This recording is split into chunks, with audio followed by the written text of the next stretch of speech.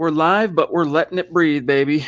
And not just because, as human beings, we can appreciate oxygen and its wondrous effects on the human body, but because we need to graft in, weave in the entirety of the MHH family on Facebook, and we're good. Welcome in, everybody. It is the Huddle Up Podcast, presented as always by Mile High Huddle, powered by Blue Wire Pods. And I'm your host, Chad Jensen. With me, my fellow football priest and the deputy editor of milehighhuddle.com, Zack Kelberman. Zack, we like two ships in the night. In comes John Brown, out goes Avery Williamson. Only I want to start with Williamson because I think you were right. I think it was you mentioned this at one point Thursday night's show last week after he had been signed to the practice squad that, hey, as a very recent Pittsburgh Steeler, one of the benefits of signing Williamson is you can debrief him on the defense and this and that and the other. And honestly, Zack, as the Tennessee Titans plundered the Broncos practice squad and signed Williamson away to their active roster, that's the only logical explanation I can come up with as to why that was allowed to happen by the Broncos, was that he had kind of already served his purpose and maybe outlived his usefulness, despite the fact he's fast as heck and he's a guaranteed 100 tackle a year guy if you give him 16 games. Well, that really served the Broncos well, didn't it, Chad? Getting the former Steeler in the building against the Steelers' offense and defense. I read, though, that he requested his release, and him being on the practice squad, I think he took one look at Denver for 1 week and was like, peace, I'm out of here. I don't want to deal with the situation anymore. And he landed with a contender more so than the Broncos and the Titans, where he has a chance for playing time. He's on the active roster now. So I think this was less about the Broncos side and more about Williamson's side. Listen, I want to play for a better team that's going to actually play me, and the Broncos weren't doing that. I'm guessing it definitely had a lot to do with, hey, am I going to see any playing time in the near future? It's one thing to be signed to the practice squad under the assumption or the unspoken understanding anyway that, Zack, you're going to soak up the playbook, get up to speed, get into football shape, and then we're going to bring you up. And maybe he just wasn't receiving those assurances, which is, to me, inexplicable because as much as you and I both think Baron Browning has a pretty bright future in front of him, he's quite far away from that future as it stands today. And in fact, as you read today, Eric Trickle's rookie report card for week 5, what few snaps and opportunities Browning garnered last week in Pittsburgh, it was evident that he is still behind. Because remember, he got injured, rookie minicamp. He was basically out all of OTAs, most of, if not all of, I'm trying to remember, almost all of training camp. So the dude from a between the ears perspective, Zach, still very much playing catch up. God forbid, and I'm knocking on wood, if something happens to AJ, if something happens to Justin Sternad, dude, you're looking at a cliff of despair. Yeah. And I think, Chad, the bloom is a little bit, I can speak, I'll speak for you right now. I think the bloom is a little bit off the Sternad rose. He's been exposed. Whoa. Where's my camera at? That was weird. Can you hear me? We can hear you. We just can't see you. Okay, well, let me try to figure that out real quick. Hey, if you want... I feel like Wilson in Home Improvement. You can't see my face, so you can hear my voice. I'm going to hop out. I'll be right back, though. All right, dude. It's either that or 2001 A Space Odyssey, where the computer is talking to... what's his name? Oh, man. Dave, right? I think Dave. I pissed off the Sternad gods. I'll be right back. All right, buddy.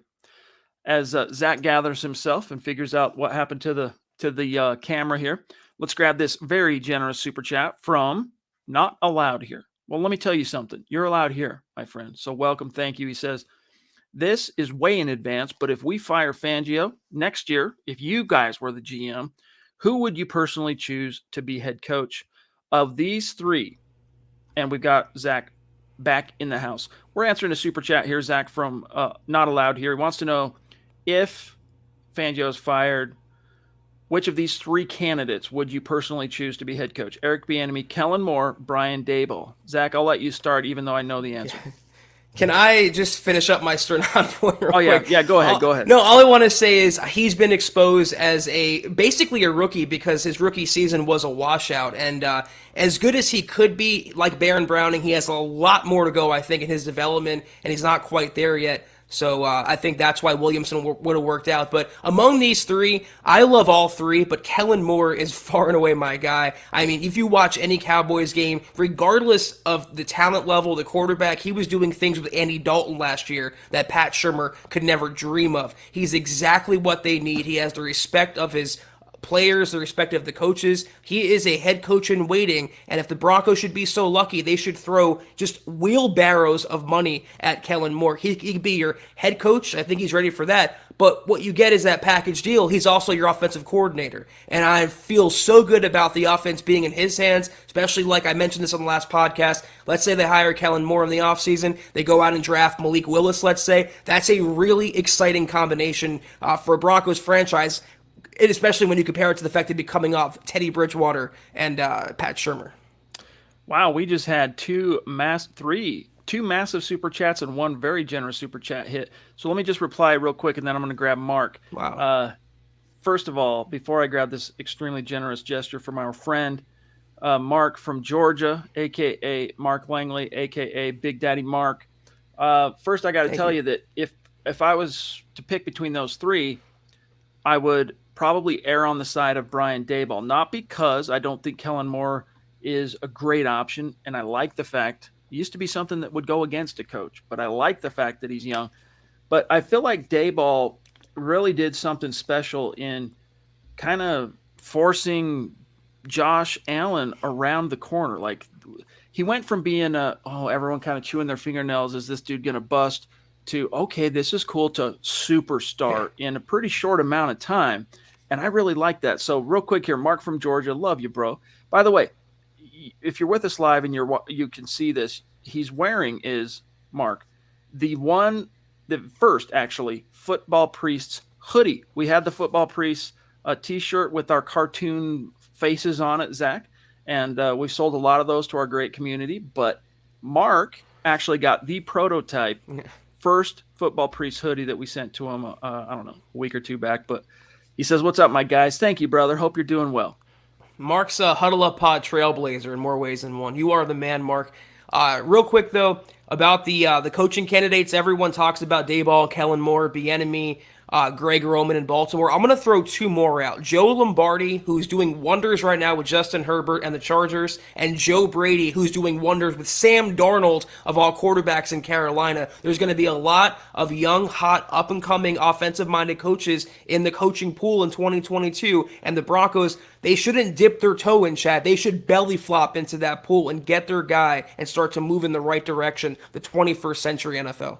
It really does feel at this point fait accompli, that it's only a matter of course that, 3 months from now we're going to be breaking down either who the top candidates are for real because there is a coaching vacancy, or, analyzing the newest hire. Josh, appreciate all the stars and support, my friend. Great to have you with us. And on that note, Zach, since we're talking Facebook here, let's do an update on where we're at on the Patrick Surtain jersey giveaway. That Josh, he's moved up the rankings. Let me first just show everybody where we're at there. We are trying to get, for those of you wondering what's going on, and remember, we have to start from scratch on this every time because the show grows exponentially every single day. We have hundreds of new listeners, viewers across our different platforms that might not always know what we're talking about unless we tell them. But we're raffling off a Pat Surtain jersey if we hit 250,000 stars on Facebook. Stars are a way that our Facebook community can support what we're doing as analysts, as content creators, and it really does go to help keep the lights on. Right now, we're at 24% complete. We're well past 24% of the month. So we are still a little bit behind the eight ball here, Zach, but we've made up some ground in the past 2 or 3 days. So I'm starting to feel a lot more confident that we're going to be able to hit that goal by the 1st of November and raffle off a jersey from Pat Surtain to our Facebook community. And here's who is in the running. The only people that are going to be eligible for that raffle are those who contributed to the goal.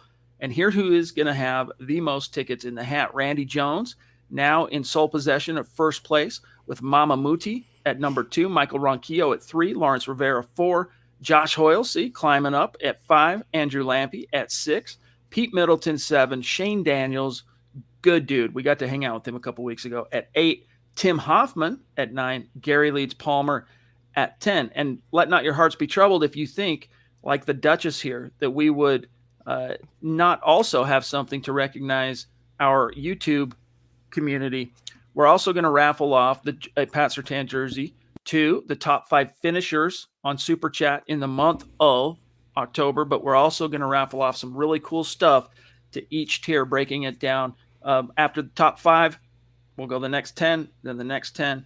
Some cool giveaway stuff. So everybody on YouTube that are supporting us on Super Chat is in the running. But here, first of all, let me show you the top 5 as it stands. Michaela at 1, Chris Hernandez at 2, Mark Langley at 3, and that's only going to be climbing tonight.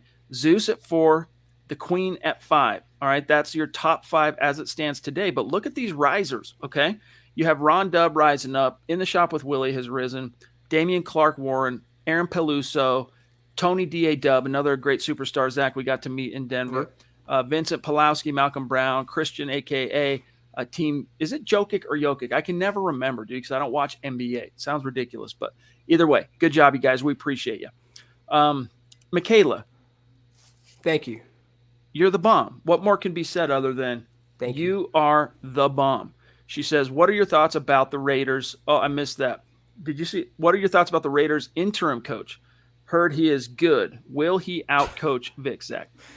Rich Bisaccia, he's a very well-respected guy. I believe he's the special teams coordinator for the Raiders. I'm surprised they didn't go with an offensive or defensive coordinator, but I think he's what the Raiders need right now, which is a stable guy who has the pulse of the locker room. He's respected around the NFL. I don't know that he can outcoach. I mean, it's not tough to outcoach Fangio, but that's a big assignment for him. Going to Denver in his first game, taking over a team in absolute turmoil right now, who's coming off a 2-game losing streak. This is a pivot point for the Raiders as well as the Broncos in that they're either going to rally around the Gruden resignation or they're going to further implode from it. And if Bisaccia is as good as his peers say he is, then I think the Raiders can put up a chance. But like I put on Twitter, chat, if the Broncos coming off 2 straight curb stompings, returning home, if they can't beat a hated rival whose head coach just resigned in disgrace, they have just ended. The Vince Carter, it's over gift. That's what it is for the Broncos season. So they should be able to win this game, but I would never put anyone, including you, Michaela, past the ability of outcoaching Vic Fangio or anyone on the Broncos coaching staff. For what it's worth, and Zeus, love you, bro. I see Thank you. 2 from Zeus. 2 very generous super chats. Love you, bro. You the man. Hope you're doing well. I've been meaning to actually reach out to you and see if, as you can see on the screen here, very generous, is the first face etched in the MHH Thank you, Superstar Stu. Mount Rushmore, Stu McPeak. But I've been meaning to ask you, with all these weird Southwest cancellations and whatnot, if what you've heard on the ground, I know you don't work for Southwest, but you're in that business. So one of these, I'll reach out to you. But it ain't the weather. I'll tell you that. I don't think so. It doesn't really appear to be. But anyway, that's neither here nor there. Now, back to the point of this Rich Bisaccia. Bisaccia, pardon me. It is a little bit of a head scratcher till you realize, though, he was the team's assistant head coach. So even though he's the special teams coordinator, when push came to shove and Mike Mayock and the owner, Mark Davis, thought who was going to take the baton, who can handle the, management of the team as a head coach, they went to him as the assistant guy. But Zach, here's why I think, and then we'll grab Antonio. Here's why I think the Broncos are going to win this game.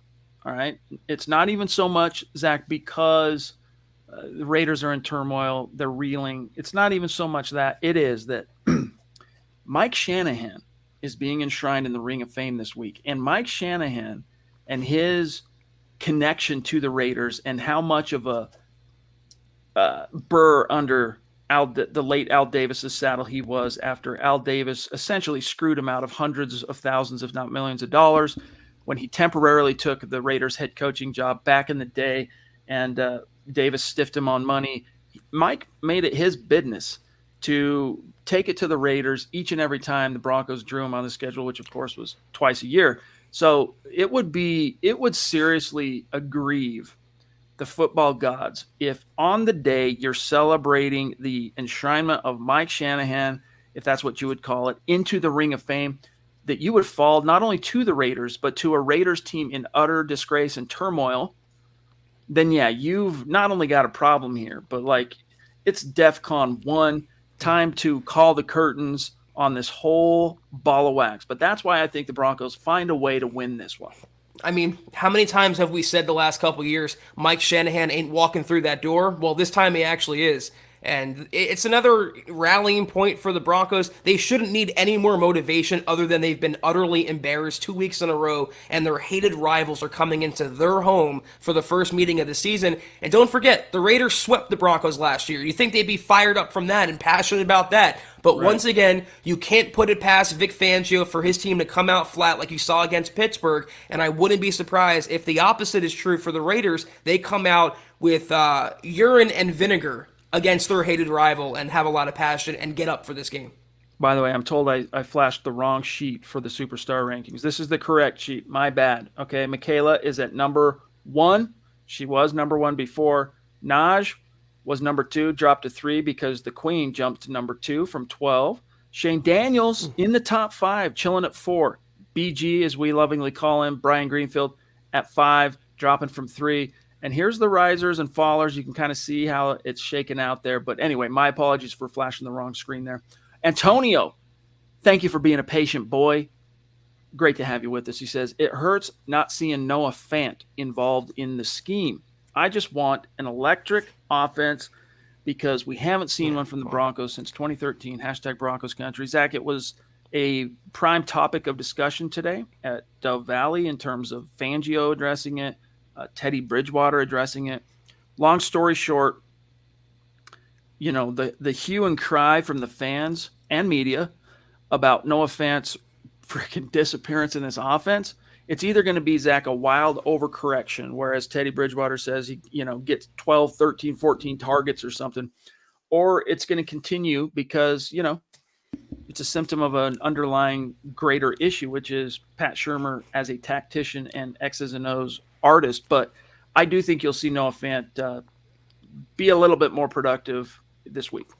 If you want electric, Antonio, I hate to disappoint. I think you're going to have to wait at least until next year. We all want the Super Soaker, but we're getting the water pistol for the Broncos offense. And the thing about Noah Fant, if he gets 15, 20 targets, you know what? Good. Throw him the freaking football. Don't throw Deontay Spencer a fade route with the game on the line. Throw that up to Noah Fant, who can be a perennial Pro Bowl player if given the opportunity. But what do the Broncos do instead? They have him one-on-one on an island blocking TJ Watt. They don't throw him the ball, but they'll put him one-on-one against one of the best edge rushers in the entire game.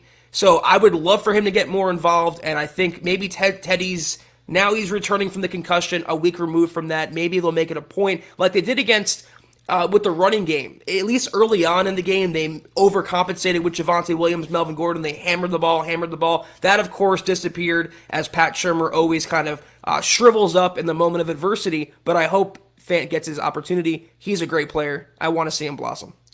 Gary Leeds Palmer, thank you for the stars, my brother. He says, good evening, Broncos country and priests. Great to have you, bro. We got Mr. Stu Meat in the house. He has returned his YouTube handle back to the closer, anyway, approximation that it once was, which was just Stu Meat. Now it's Mr. Stu Meat. Thank you for that super sticker, bro. We got Doug Reichel. Am I Reichel? Reichel? Reichel. I'm going to say Reichel. With some stars and some serious stars, by the way. 830 stars, man. Appreciate that, Doug. You the man. If you have any topics you want us to get to, put it in the chat. That's a cool cat, too. Shane, dude, flexing out on both lists in the top. This is a ride or die shotgun type member of our community, and it was fun hanging with him. Hamler. I'm just going to walk in after this, sit down to dinner with my family, and when I sit down, I'm just going to go, Hamler. And my wife's going to be like, huh? Hamler.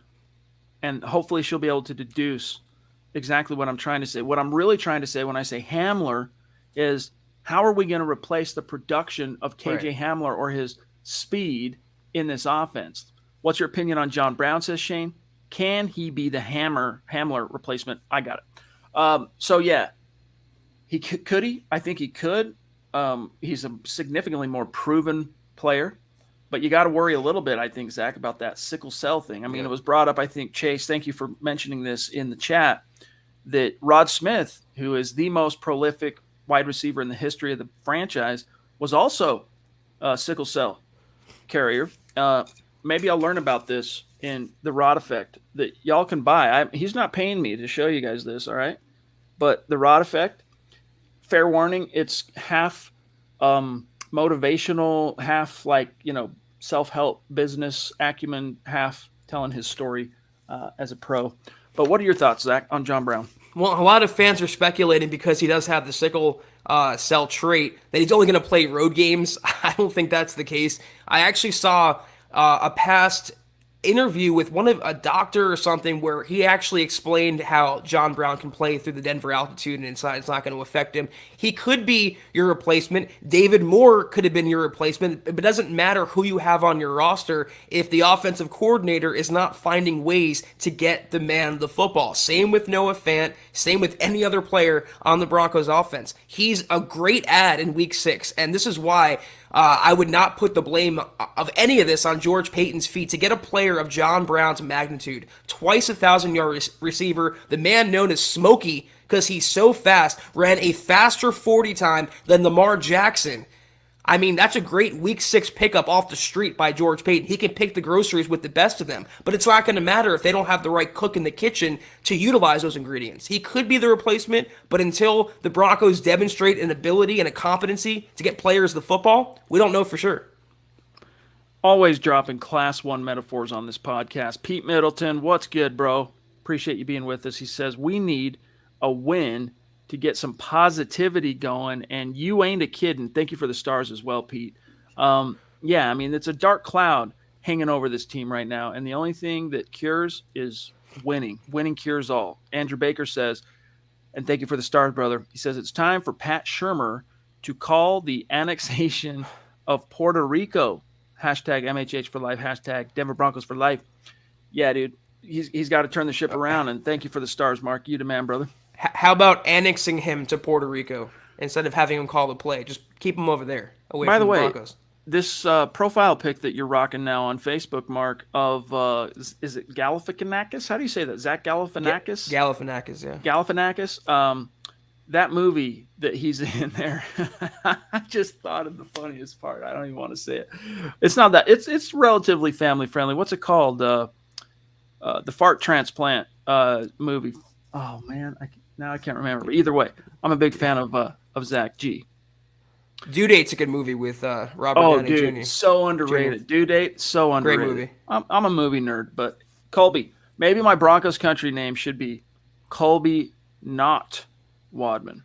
Yeah, we can call you that, Colby Not Wadman. Colby, yeah, Wadman. Whatever happened to him after the Broncos cut bait? He's delivering pizzas again, probably. Oh, is he? Okay, cool.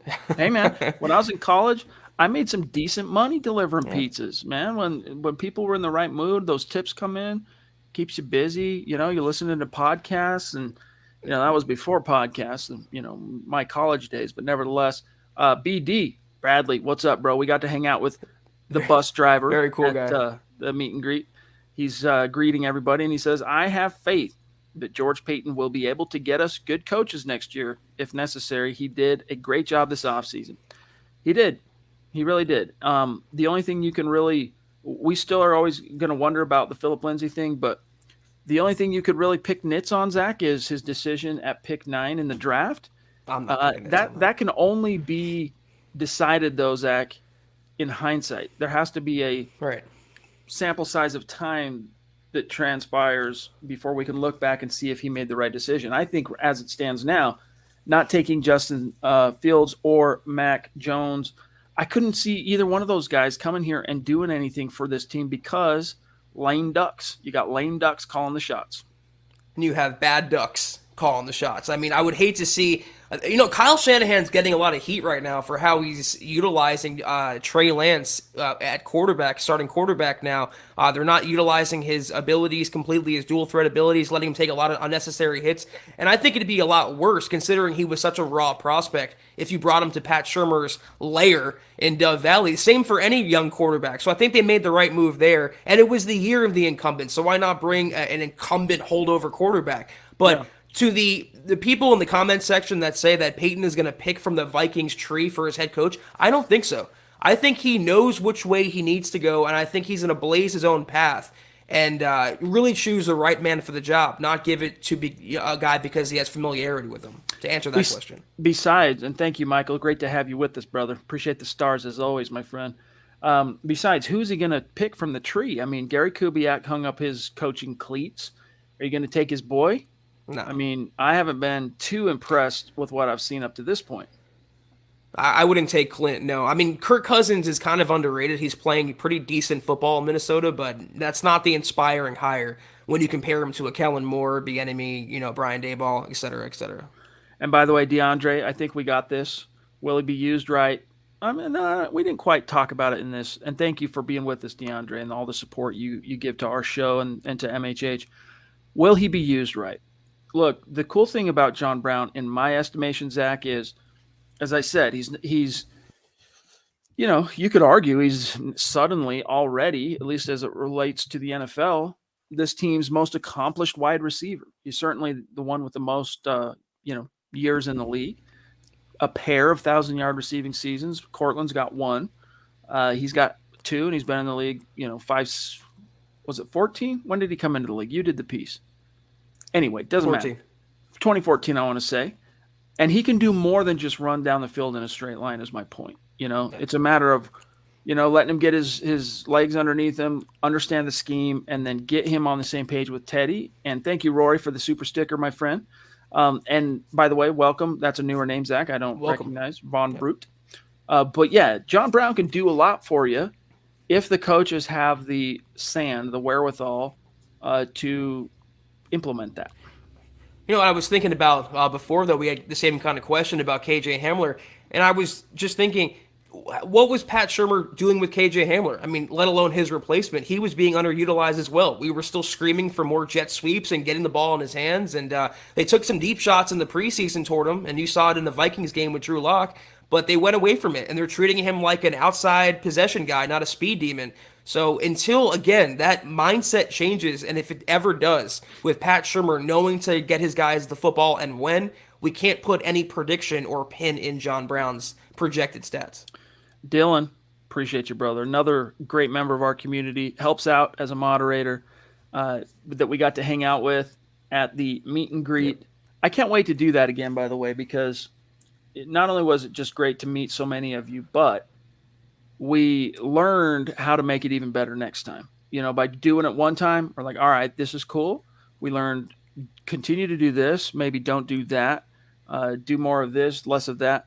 It's going to be so cool. And next year, we're going to do it definitely more than once. Probably not again this year, but next year we are going to schedule multiple meet and greets at the stadium. It's going to be a gas. So he says, though, does Dylan, the play calling limits all QBs who dare enter. And this is absolutely true. And it's why you can't, even if you were in that camp that resented George Paton for not taking a quarterback at pick 9, this is why you can't get too out over your skis on that, because you would have ruined the pick. You would have ruined the guy. You would have brought him here. Pat Shurmur, look, I still have faith in Mike Shula to a point, like in terms of like pointing the finger, who are the perpetrators, who is most complicit in the way this offense is shaken out in 2020 and 2021. I point to Pat Shurmur. Mike Shula, I mean, he's the guy that takes marching orders. He's not calling plays. His job is to teach and coach the quarterbacks. And I guess you could argue whether or not he's done a good enough job there, but Pat Shurmur, would you really have entrusted a top 10 quarterback to a coordinator? If you really want to know the answer, why George Paton? Oh, we lost Zach's camera again. Nope, now he's back. Just kidding. If you really want to know why George Paton dragged his feet on taking the cue at 9, it's because he knew this coaching staff, it's a 50-50 chance that they'd be around next year. And if you did take a quarterback, you risk ruining him by subjecting him to perhaps a lame duck coaching staff that could perhaps ruin him. Imagine your play calling limiting Teddy Bridgewater. I mean, think about that for a second. The Carolina Panthers were getting decent production because they had top-notch coaching with Joe Brady. But Bridgewater was always kind of a mediocre, maybe above-average quarterback. It's one thing to limit Drew Lock's potential in a Pat Shurmur system, not taking advantage of deep shots and his arm strength. But when you don't even unlock what you have in Teddy Bridgewater, that's an indictment in itself on Pat Shurmur. The guy is terabad. Let's grab Lawrence here. I saw a Seth Harmon mega chat come in that we should grab next, and then I want to grab this question from James Koch. So Lawrence, thank you for the stars, brother. He says, "Hey, what's up, guys? Do you think we should take the chance now and cut our losses and actually go and seek out somebody for coach, or should we wait till the season's over and see what's around then, but compete with other teams for someone?" I don't think it would serve you. You're not going to get really a tactical advantage by getting into the hunt in mid October than you would at the start of January, because all those coaches um, that you're going to be interested in have jobs right now, and they can't do anything Wow. until their season is over, anyways. That Look at this Seth bomb we got here, though, Chad. It's crazy. Seth Harmon, 99.99. Thank you so much. It literally, like, I lost focus on what the last comment was. But yeah, I think the Broncos are going to ride it out right now. They can't hire someone anyway, and they're still 3-2. A lot of season left to go. I think it's still premature to talk about that. But Seth, man, thank you so much. He goes, "How do you guys feel about Callahan this year? I haven't heard his name a lot. Should they resign him?" You know, Seth, it's funny you say this, and I know it sounds like I'm just saying it, but I was going to actually tweet this. They should definitely re-sign Bryce Callahan because you're not hearing his name for a reason. He's being a lockdown defender in coverage. He's not giving up big plays like Kyle Fuller. He's not whiffing on tackles like Pat Surtain at times. He has been just locked down completely out there. And as long as he stays healthy, he showed it last year. He was on, I think, pace or trajectory for maybe all Pro oh Bowl yeah, status. no And doubt. until the foot injury torpedoed another year for him, I think if he stays healthy, you see that potential coming out. So if as long as he remains on the field, I would definitely invest in him and maybe let Kyle Fuller go. Yeah, I mean, it's a little bit of a risky proposition because I say this and I'm touching wood as I do it.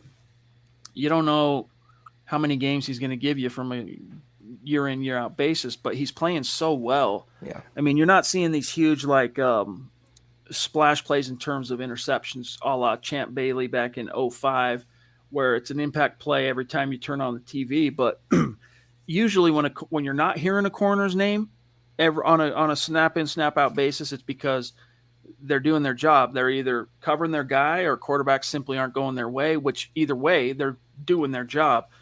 Pete Middleton, if Shermer gets sacked, then where does he have to go? I doubt anybody will want him as a quarterbacks coach, especially as he used to be a head coach and may try to show his experience in quotations. You know, it's funny because I'm trying to think now whether Pat has ever actually held a quarterbacks coach job. I remember him being the tight end. Starting O line coach is how I think he started with Andy Reid in Philly back in the day. Then became a coordinator. Then when after he got his head coaching first job and didn't work out, he had to go be a tight ends coach for the Minnesota Vikings before he got another swing at the plate as a head coach, and now he's back as an OC.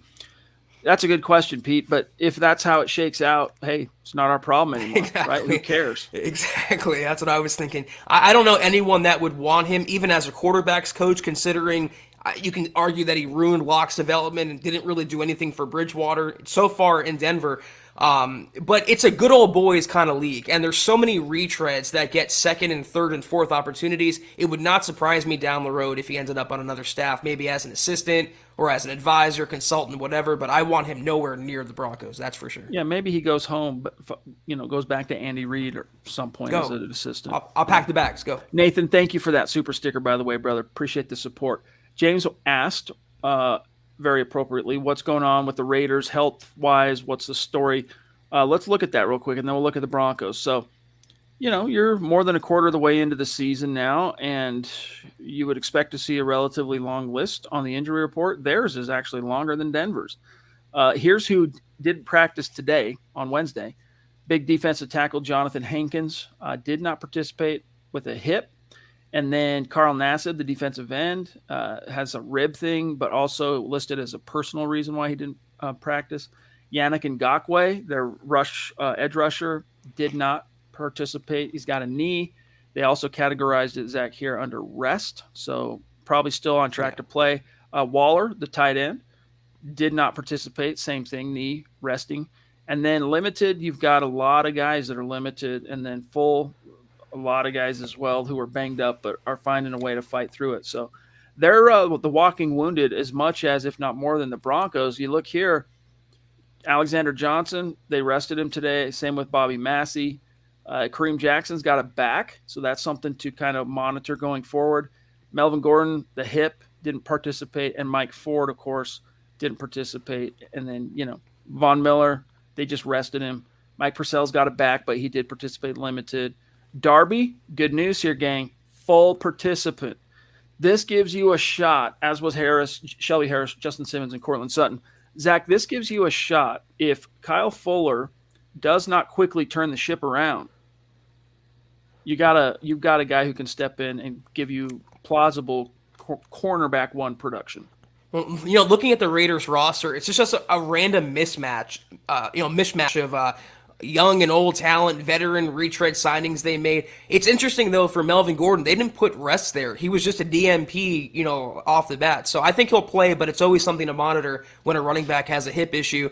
They're getting healthier at certain areas. Jerry Jeudy's a few weeks out still, but they're getting Ronald Darby back. They're probably going to get Mike Boone back, the running back. I have a story about that coming up after the pod. Be sure to check that out. But they're getting healthier, as we approach midseason now, and I think it bodes well for whatever chances they have left to crack the tournament in January.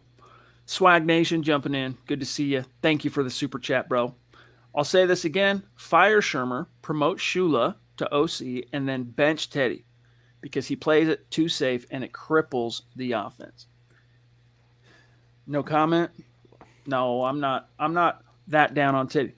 You guys know that this podcast questioned the decision to go with Teddy quite severely. Time will tell in the final analysis whether it was the right call. I mean, it was all about Zach capitalizing on this year. It was all about saving jobs. What's the safest bet? Teddy. Oh, and then the Duchess with another very generous super chat. You're the bomb. Who will be the head coach and quarterback next year? The combination? Hard to say, but it will be an offensive guy. Trust on that. So I'm just going to throw one at you. Let's say Brian Daboll and Malik Willis. Could that get you excited? Yeah, I'm getting pretty excited thinking about that right now, Chad. You can also, this is something kind of outside the box, but I mentioned Joe Brady out there in Carolina. He coached last year at Teddy Bridgewater, so if they want to keep him around as a hold the fort guy, that's obvious familiarity there. My guy for head coach is still Kellen Moore. Quarterback, Spencer Rattler with Kellen Moore, that's fascinating. You talk about the upside there. That is like meteoric upside. So I think it's going to be for sure an offensive-minded guy, but quarterback more than likely a rookie, but don't, as Fangio would say, go to sleep on the possibility of Bridgewater returning if he holds steady this season as a Band-Aid veteran backup mentor or whatever, and they go after his former coach in Joe Brady. Yeah, I mean, interesting topics that unfortunately we have to talk about now. It's like Eric Trickle immediately following the Steelers game. I think I mentioned this I think it was Sunday for the gut reaction. I mentioned that he reached out and said, hey, can I write up a top candidates article to replace Fangio? And at the time I said, well, pump the brakes. It might be a little too soon for that. And then he reached out again. I think it was today. Hey, you still want me to hold the fort on that? And I said, no, let's go ahead and get that written because it just feels like it's trending that way, so might as well get out in front of it. David Wilder, good to see you, bro. Thank you for the stars and all your support. He says, do you think the Raiders coaching situation will affect Raiders prep and help the Broncos in any way this Sunday? Hashtag Mile High Huddle, go Broncos.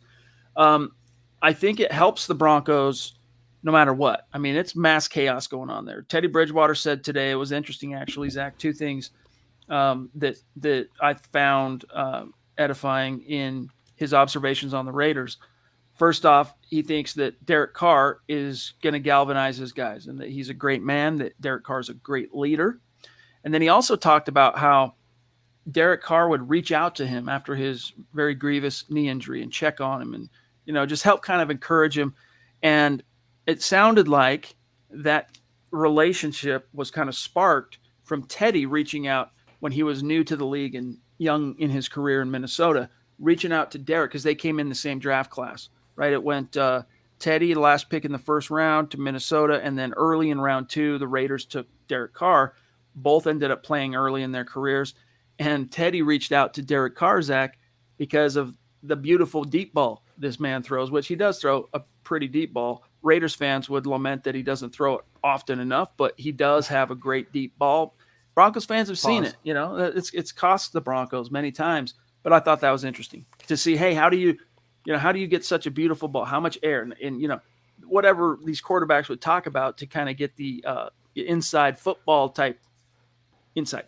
Whoa, we talking PSI and footballs now, Chad? Where's Tom Brady at when you need him? The thing about this game with the Raiders, it's like I said earlier, it's a pivot point for both teams. I think they're either going to rally around the turmoil and the sudden resignation of John Gruden, and they're going to use that as self-inner motivation against their hated rival, or they're going to further crumble. I don't really see the latter happening under Rich Bisaccia. I think they're going to fight pretty hard, and I also don't think he was as despised in the Raiders locker room, Gruden was, as a lot of the media would want you to believe. We haven't really heard any current Raider come out and just trash Gruden for anything he did during his time there and on the field as a coach, obviously. But it's a pivot point for both teams for sure, and both seasons are kind of on the line. They're coming off both 2-game losing streaks. It's a pretty monumental game when you talk about the momentum of the season, and also it doesn't really matter how the Raiders play. If the Broncos come out flat and shoot themselves in their own foot, it's not going to matter anyway. So the Broncos have to worry about the Broncos, but if they can't take down this Raiders team days after their head coach resigns, they don't deserve to go to the playoffs. Point blank. Well said. James, what's going on, buddy? Appreciate the stars. In fact, on this topic, before we grab James's actual topic and question here, here's just an update on where things stand tonight on stars. Shane Daniels is at the top with Doug Reichel at 2. Josh Hoyle, Michael Ronquillo, Mike Reno. Thank you, Mike. Both Mikes. Mark Johnson right there. Andrew Lampy, Pete Middleton, Colby C. Collier, Andrew Baker, Gary Leeds Palmer, and Lawrence Rivera. Love you guys. Appreciate those stars. It's supporting the cause. Trust. James Grossman says, hey, fellas, love the relentless stream of Broncos content you keep sending our way. Keep it up. So, with Kyle Fuller's performance on the decline, do you think Michael Ojemudia gets more of a chance to redeem himself? Well, he has to come off injured reserve, first off. Once that happens, and I think it will happen at some point this season, I don't know how much it really has. As long as, Darby stays healthy, you've got, if you have to sit Kyle Fuller down, Zach, you've got a pretty still healthy, serious trio in Surtain, Callahan, and Darby. So I don't know how much it would really help Michael O this year, but you never know. But what would it say if that would be the case? They'd be sitting down a $10 million a year player in Kyle Fuller for a third-round pick who wasn't exactly overwhelmingly great as a rookie. I know Fangio should play the best players, but I'm kind of right there with you. I don't think Fuller is going to return next year, and I think he'll be healthy, hopefully Michael O. This was maybe a washout season for him. He's still part of the plans, but in terms of him swooping up the depth chart and replacing a player making that much money, I don't see it happening right away, but hey, stranger things have happened. Raul, thank you, buddy. Appreciate the support on Facebook. Michael says, hey, want to say thanks to Broncos Country for yesterday's birthday wishes. Means a lot to me. Go Broncos. That's right. I'm glad you bring that up, Michael. I spaced it because watching the Building the Broncos stream, I saw that it was your birthday. Happy belated birthday. Happy birthday. From your football priest. Yep. Love you, bro. Appreciate everything you do for us. Hope it was a good day. Tony D.A. Dub in the house. Got a chance to meet him a couple weeks back, which was really cool. Oh, so brief, but very cool. He says, Pat Shurmur is not only bad, he is stubborn. Having a banged-up wide receiver room, you still want to throw deep on first down and not utilize the talented tight ends we have? Or is it the organization in general just being old and stubborn? I think that's part of it, but see, that's why he's here anyway, because he's a symptom of the Fangio virus, for lack of a better term. All right. It's maybe not a great metaphor here, but he was a symptom of the Fangio virus, which sprung off, the Elway bug, if you want to call it that, where it's just old school, out of date, Zach, I'll let you use your rubbing sticks together, right? That whole time to get into the 21st century of the NFL, boys and girls, and Pat Shurmur ain't it. Vic Fangio ain't it. 37 or 35 years, 36 years in the league before he was hired to be the Denver Broncos head coach. So yeah, you need a infusion of youth from a vision perspective, from a juice perspective, from you know just the way the league is trending perspective. And Pat Shermer, not it. Mike Shula, not it. Et al. I was going to say to a previous comment about Bridgewater getting some blame. I don't think Bridgewater even cracks the top five for week five and who is should be assigned blame. Let me say this, though, kind of ties to this question as well. You can't have both. You can't have a middle of the pack quarterback with maybe average arm strength and average physical talent and have a coordinator so stuck in the mud and stuck in 1985 like Pat Shermer. You can have one or the other, but not both. You can't have a 60-year-old defensive-minded, stubborn old man yelling at clouds as your head coach and having a 59-year-old guy yelling at the clouds right next to him, joining him at Bingo Hall, Chad, for the early bird special, as we mentioned. So it's really one or the other, and it's an organizational issue, and I think maybe Elway overcompensated by having the younger guy in Vance Joseph, so we went with an older guy who he felt he was more on his level. But the bigger issue is when Fangio fired the one young guy, the up-and-coming riser, who finally put his finger to the wind and felt the way it was blowing in Rich Scangarello and replaced him with the guy who rolled the offense back to at least 2 decades ago. So yeah, it's an organizational issue, but when you have the head coach of the offense, when that stubborn 60-year-old defensive-minded head coach yelling at clouds gives full autonomy to the 59-year-old Chad, and he's the head coach of the offense, and when the head coach doesn't watch the offense on the field, that's where the problem lies. He has full control of the offense, and it's bad control right now. The Broncos have Clint Eastwood from El Camino running the team.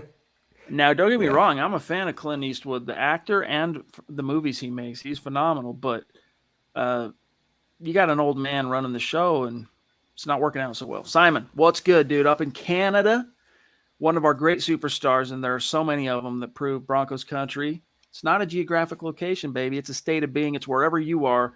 Simon's up there in Canada, and it's getting cold up there from what I hear. Hello, all. What are your thoughts on Byron Leftwich for offensive coordinator? The boys on Broncos for Breakfast were speaking on this, and I wanted your perspective. Denver Broncos for life. What's your thoughts on old Lefty coming in? The man who was once so gritty that he had played on a broken leg at Marshall, and his O lineman freaking carried him down the field on a final drive. Epic. If I remember right. Legendary. Didn't quite work out as a first-round pick of the Jacksonville Jaguars as a quarterback, but yeah, he's a legendary figure. He wasn't the worst quarterback. I mean, he didn't obviously achieve superstar status, but he can throw the ball around a little bit. He's another head coaching candidate. I don't think he would settle for an offensive coordinator job. I think he's ready to lead a team because that's the way the NFL goes. You hire the younger guy with upside, not the older guy with just a floor remaining. So if they want to look to Leftwich, it would be as a head coaching candidate as far as I'm concerned, not an offensive coordinator role that he already has. Why would he give up being with Brady, in Tampa Bay and not just, aim for something higher as a head coach? But it's only going to help his resume, not only the fact that he, contributed to a big win for Tampa Bay last year, but that he's, through osmosis, been able to, spend some time with Tom Brady. I mean, that's going to help him when his time comes and he wants to start interviewing for those jobs. And Arians, too. Yeah, exactly. And I wouldn't be opposed to him as a candidate. I would definitely look at him if he's Same. in the running. If he wants to be a head coach, he might not want to be. Pete, it's really weird because based on the back end of what we can see on Facebook, I just checked and it still shows only the 1-800. He says Doug sent 2 800+ stars and 1 2,000. So more than 3,600 in total, helping us get to our goal. It's showing me from him 830 for what it's worth, but we'll update that at the very end and hopefully, it'll be accurate. But either way, Doug. Yeah, thank you. You're the man, dude. You're the man. Keep her coming. The Queen. We jinxed ourselves. Now we can't speak for 11 minutes. Just kidding. The Queen, though. Love you. Appreciate you. Thank you so much. What more can be said? Let us know, though, when you get your jersey, by the way. It has been ordered. Thank you, Christy. Love you. Good to see you. Yes, indeed. All right. We are 49 minutes. We're running out of time here. So let's grab Nathan with not a super sticker as was his first. Now it's a super chat. Thank you, Nathan. He says, do you think coaching candidates would view the Broncos job, and then in parentheses, unsure ownership, ? questions at quarterback of the future more favorably than, say, the Raiders' job as far as stability, ownership, stability, and quarterback? That's a good question, man, that I don't know the answer. I don't think, look, for a time, Zach, John Elway, he didn't fire Vance Joseph because he was told that he risked becoming known as a coach killer in the league. And so he dragged his feet, let him come back for one more year, and it obviously blew up in his face. And then Vic Fangio hasn't really made him look so good. The Broncos continue to struggle. Denver, for all of the success we've had as a organization and being one of the most storied franchises in the league, the last 5 years has really, and now this will be 6, set this team back, Zach, in terms of how it is perceived by players and coaches within the league. So that's a good question. But I do think that regardless of what happens as far as ownership is concerned, when candidates get in front of George Paton, I think they'll be impressed if they don't already know him.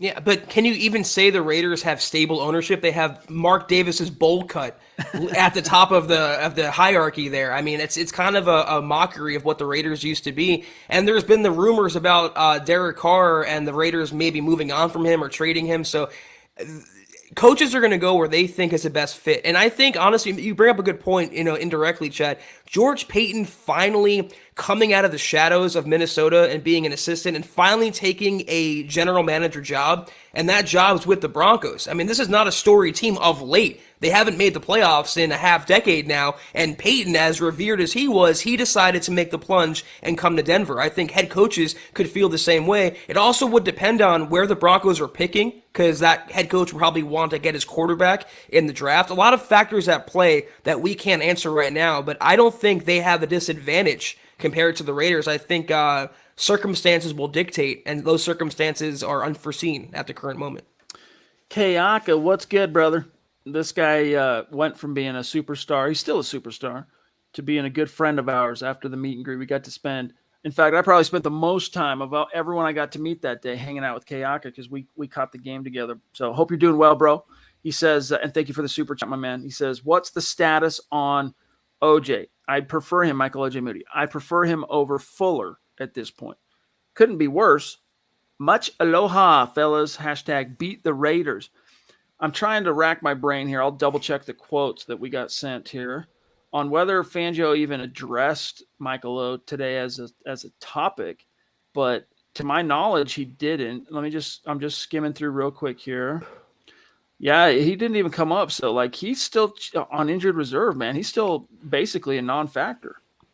I mean, I think they're excited to get back Ronald Darby, who can be the cornerback one. I think they're excited about the development of Pat Surtain. I think, obviously, Bryce Callahan is playing at a really high level right now. So you have 3 cornerbacks who you feel confident in. And if Kyle Fuller can never get it turned around, you don't need Michael Ojemudia. And I think, as you kind of pointed out there, where the organization stands right now, they're not as high on him as the fans want them to be, it seems like.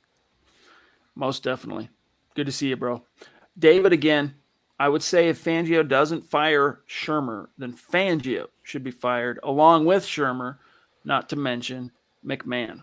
And by the way, looking good in that profile pic with the MHH t-shirt. Send us that picture, bro. And we'll do just like we did yesterday with Travis Weber. We put him up on MHH Instagram, Flex, shout you out. We love doing that. Mark Johnson, more stars. He's trying to angle for that second jersey. He's going for the Pat Surtain. So appreciate that, bro. But guys, we are about out of time tonight. Tony D.A. jumping in again late. Thank you, brother. All I can say, ownership. I hate a sale. It's probably his price. Let's see. I hate a sale is probably his price. Zach, I need your syntax interpretation on this. I know it's autocorrect probably for him, but talking about prices being high for everything from tickets to parking, etc. I think he's saying he would hate to see that play out, but it's needed to turn this thing around. Having a sale of the team and having a stable owner. I mean, everything. If it's attached to an NFL franchise, everything is pricey, man. But I think Denver is, when you look at some of those extenuating factors, as you say, like the parking. I mean, buying a little Von Miller doll that I did to bring back for my little infant son who loves this little Von Miller doll, by the way, because he's fuzzy and soft. He loves playing with that thing, but everything is outsized. The Broncos, because even in the depths of just really bad perennial slump, unprecedented since the 60s for this franchise, this is a club that can still live high on the hog. And because it sells out all of its tickets every year, right? The Broncos are still the hottest ticket in town when it comes to Denver. And as such, Zach, they can still kind of write their own checks and charge the prices that they want, and people will pay it. So that doesn't really change, I think, Tony. At a certain point, a lot of that's out of the Broncos' hands in terms of certain pricing, but for the most part, that doesn't change unless the people want it to change. And in order for people to want it to change, they got to stop going to the games. They got to stop buying the Right. merchandise. They got to stop going to the tailgate. And I'm not advocating for anyone to do that, by the way. I'm not saying go do that, send a message. I am not saying that. I just don't think that's going to happen. Broncos fans are just, we live and die on the team. And I mean, imagine it, even as bad as it's been, Zach, five and a quarter seasons in a row now where it's just been crappy. Imagine getting through a calendar year without being able to talk about and see the Broncos. And, this is what people like us, what we live for. We saw it firsthand too at the Jets game, Chad. I mean, you can talk about the Broncos not having an owner, not making the playoffs in many years, but Broncos country is the best, and they always show out, and they'll always go to the games. They'll always buy the merchandise because they're so invested and they're so passionate about this team. On a macro level, though, I don't ever put too much stock in ownership as the reason why a team does or doesn't do well. If you have the right coaches, if you have the right players, it doesn't matter if your owner is Daniel Snyder. If it doesn't matter if your owner or the fans, like in the Packers case, if you have the right people in place below that level, you can have sustainable success. Look at Washington; they made the playoffs last year, and Daniel Snyder is their owner. So it'd be nice to finally put that situation to bed. But I think the bigger issue, the more pressing issue, is getting the right coaches in the building and then going from there. All right, guys, last one. And then we got to go from Naj, the life of the party. Mr. ashotoflife.com, Naj Altaf in the house. He's like Nas Altif from Fast and the Furious. Exactly. He says, hey, bros, the Broncos have gone 24 games without an opening drive touchdown. This has to be some of the worst ineptitude of scripting opening plays by an offensive coordinator. What do you feel Shermer must do to change this? I know it's what makes it all the more ironic, Naj, is that Shermer, as a West Coast offense guy, he's one of those that scripts the first 18. What needs to change? I don't know, man. It's everything from the freaking execution to the Whoa. X's and O's. Oh, snap. Damn. We've had multiple meet and greet superstars show out here tonight. Dale being one of them. Thank you so much. We got to hang out with and meet Dale and his awesome wife Gretchen at the game. And I know he treated Eric and Lance to a nice view of the game in the stadium as well. So DW96734, love you, bro. His message is Shermer does not have the chops this year. It's not over. Yeah. So I guess the question on that front, as we segue, well, first of all, Zach, what's your answer to Naj on the topic of how do you turn the ship around from a coaching perspective to score touchdowns on opening drives? Pat Shermer should resign. That would turn it around immediately. He should get out of the way. Just play to your team's strengths. And play to your opponent's weaknesses. It's really not that hard. If you have a running back averaging over 6 yards a carry, give him the ball near the goal line. If a player like Tim Patrick catches literally everything thrown to him, throw him up the ball in the red zone. This really isn't rocket science, Chad, but Pat Shermer and the Broncos make it so much harder than it has to be. Play to your team's strengths, play with tempo, play with some pace, play with some, God forbid, creativity, and you would find a night and day difference immediately on offense. Anyway, Dale, yes, dude, the year is not over. And one silver lining to look forward to is if the Broncos realize, hey, Shermer, you're not it. And Fangio's like, look, I need a little window. I need to take a little pressure off, alleviate some of this. I need a pressure reducing valve here. Shermer, you're gone. There's a good chance Mike Shula might be able to do more with what this team has because he coordinated a great offense in Carolina for a minute there, and he's got a lot of experience. His pedigree speaks for itself with his father and whatnot. But Joe, appreciate that, bro. Appreciate you being with us. Guys, we got to dip on out of here, though. We have reached the time where we must say goodbye. And again, Dale, give our best to Gretchen. I hope everyone's doing well in your neck of the woods, brother. Zach, if you wouldn't mind getting to our little matters of business rundown, I'll pull up how we finished on Facebook. I shall. Thank you guys for tuning in with us tonight. Until we see you guys next time, be sure to follow the Huddle Up Pod on Twitter at Huddle Up Pod. You can follow the main account for all your Broncos news, analysis, rumors, film breakdowns, transactions, and so much more at Mile High Huddle. You can follow Chad on Twitter as you can see at Chad and Jensen. You can follow myself at Kelberman NFL. If you havenent already, go to huddleuppod.com and get your swag on. Get yourself a football priest hat.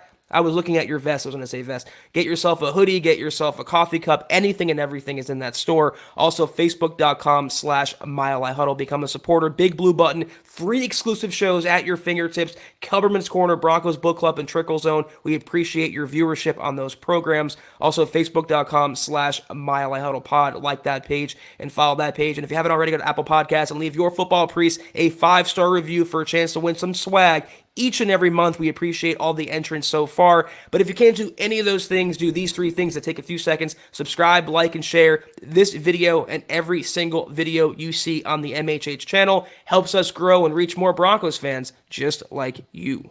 That's right, baby. Here's how we finished on Facebook. Shout out to each one of these superstar senders. Shane Daniels at the top, Michael at 2, Mark Johnson at 3.